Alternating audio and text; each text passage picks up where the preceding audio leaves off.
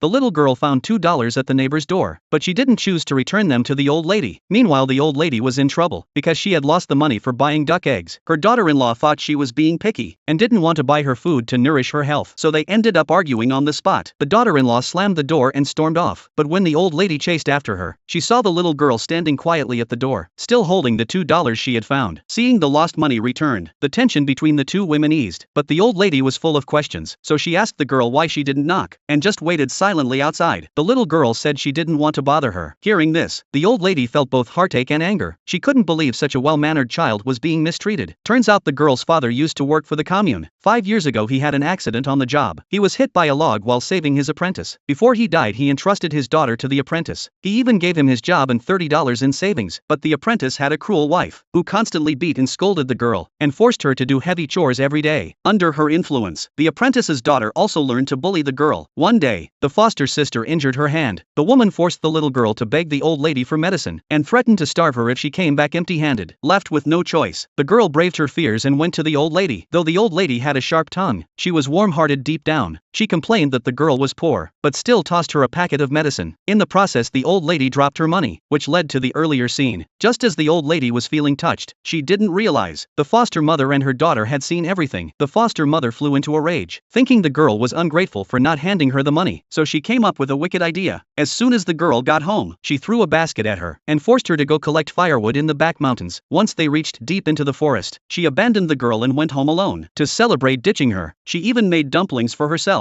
But when the foster father got home and saw the girl was missing, he remembered how her father had once saved his life, and guilt overwhelmed him, so he organized a search party that very night. Meanwhile, the old lady was gathering herbs in the mountains, and turned around to see the little girl. Learning that she had been abandoned on purpose, she was furious and decided to confront the foster mother, but in her rush she twisted her ankle. The girl quickly helped her up, and at that moment, the old lady noticed a giant ginseng root where she had fallen. She couldn't stop smiling with joy, but she didn't know this luck came from the girl. Her mother was born with a blessed fate, and that fortune had been passed on to the girl. Anyone who treated her well would naturally attract good luck, but anyone who mistreated her would surely suffer consequences. Years ago, her mother had gone abroad to study, and had no choice but to leave the girl in the village. If the foster mother had treated her kindly, the family would already be swimming in fortune, but instead she chose cruelty and abuse. The next day, the foster father went to the commune office to ask for help finding the girl. The foster mother didn't care at all. She even tried to use the girl's disappearance to get a subsidy. Just as she was about to sign the papers, the girl's voice called out from behind. Seeing the girl return, the foster father got angry and slapped her for wandering off. The old lady quickly stepped in and explained it was all a setup by the foster mother. The girl told the truth, and when the foster father learned his wife had tried to feed her to wolves, he